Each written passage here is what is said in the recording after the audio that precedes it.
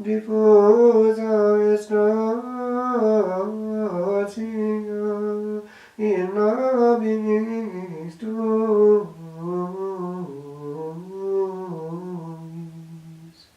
Proterea benedixit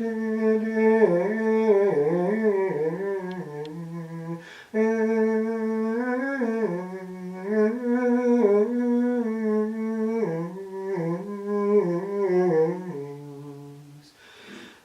aeternum.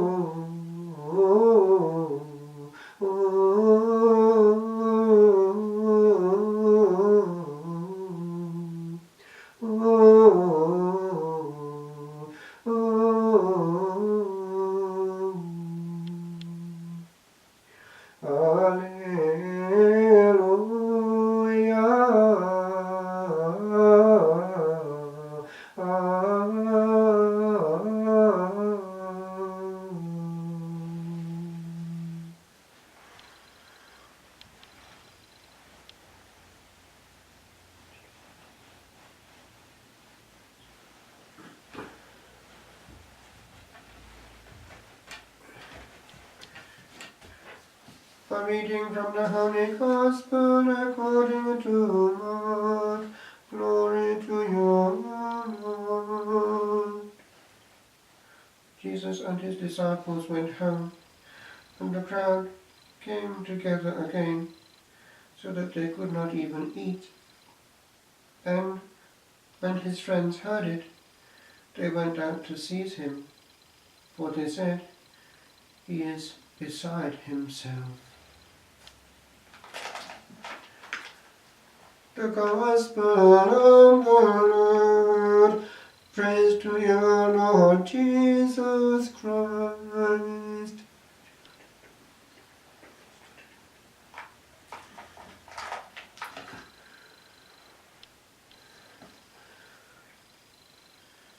Those who follow in the royal master's footsteps can expect similar comments. We sometimes go to extremes in the Lord's service and draw to ourselves this reflection that we are beside ourselves. However, the essence of being caught out in this error of going too far is a good place to be. Many holy people have shortened their life through generosity. If one reads the lives of the saints, one sees this factor coming through. People always give. It is not just a question of giving of their economic resources, but giving of their full attention. The priesthood by nature is altruistic and involves this element of total abdication over one's will and acceptance of the divine will manifested in all the demands that come. And therefore we too can be called mad. People look at us and think, what nonsense. Not long ago, we buried a good priest who was precisely in that category of extreme generosity. Father Michael Ross was responsible for many things and had a huge impact over Ireland.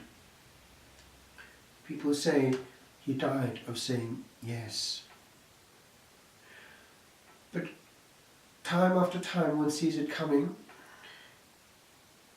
A typical example would be the founder of the large monastery in France, La Pierre qui Vire, which actually really gave rise to Buckfast in England.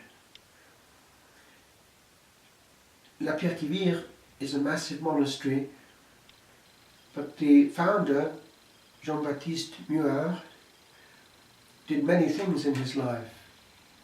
He was very good also at preaching missions. And the medical reports that have come down to us indicate that when he died in his 40s, he was suffering from what is sometimes picked up in the military life of the time, a disease which comes from not sleeping for long periods of time and being extremely overwrought. He was always in that sacrificial mode, totally given.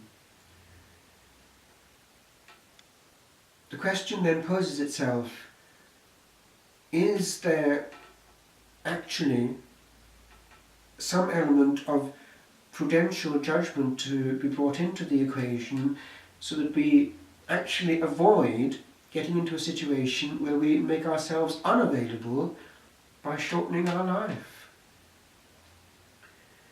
There's an old French saying used also in spirituality that goes like this: La charité bien ordonnée commence chez soi. Charity well ordered begins, now chez soi is at home, but it can also mean here in my own person. Parce anime tue, be merciful to your soul. Therefore, when actually in its own law the Church inscribes this clause that, for instance, priests in parish work have a right to vacation, time off, vakari means empty, being free, there is a reason for that. But then one has to be careful.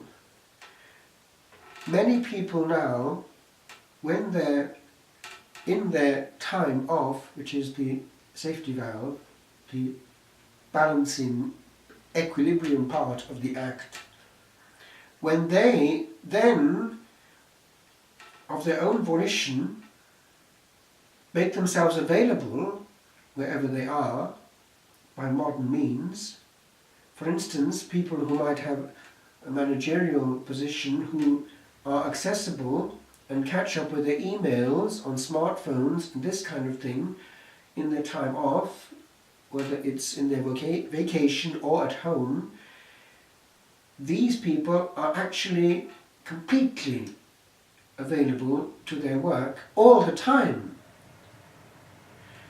And this needs to be looked at, because it can damage, for instance, family life. If the wife sees that the attention of the husband is towards the important matter underhand and has to be therefore available through modern means at home, then that wife will see that the husband is sacrificed, and quality of life in the intimacy of the home and the hearth and heart has gone out of the window. And this can be the case then, day in, day out, year in, year out, until retirement. And will it stop there? And in the meantime, life has been sacrificed because order had gone out of the window. I remember hearing some years ago from a priest who is working now as chaplain to Eddie Stone. He is a good man who has a lot of experience in pastoral work, actually in busy London. And he was saying calmly that in practice, and he gave the percentage roughly, it was somewhere around 80 or 90% of the time of a priest in that situation is given to administration. And that therefore when it came to the weekend, when one wanted to break the word, one wanted to communicate love and joy to the people of God, bathed in prayer and listening, then one was, and he used the word drained. The energy had gone into the admin. Bureaucracy has come into our priestly life. If it's the case with the priesthood, what is it of any other position of authority or responsibility? In a monastery, if a community is young, there can be the tendency to take on many things, many ministries.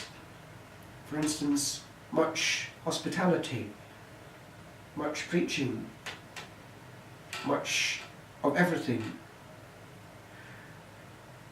To the extent that one can have a situation where the community then becomes thinly spread and the actual energy of the community is going outside itself. It's in sacrificial mode, but out of control. And then the essence of the community life, which is actually on the mystical level, communion of heart with the beloved, shared then in communion of heart amongst the brethren, that is no longer the centre of attention, because prayer in a situation like that is going to be contaminated by care, anxiety, solicitude for all the things to be done. These are what fill the mind, even in mental prayer. And so we have a situation where even the bastions of contemplation become something of what's out there in the world. And the church is deprived of the essence of its very interior life. But then it comes to the individual soul. The Lord himself could never be accused of being beside himself. He was in that state of beatific vision, of serenity and calm all the time. And he knew and gave the example of balance. For instance, nights in prayer on the mountain, rising up a great while before dawn, going to a solitary place. The balance then has to be inbuilt within the 24-hour period. If the night is eaten up before midnight with things which are actually essentially draining, such as screen watching, computer watching, message sending, absorption of all from internet, then the quality of the interior life, which must happen really in an unavailable time, for instance in the pre-dawn, that too has gone out of the window. We cannot give what we haven't received. We cannot share what we haven't got. And if we try to, we too are very thinly.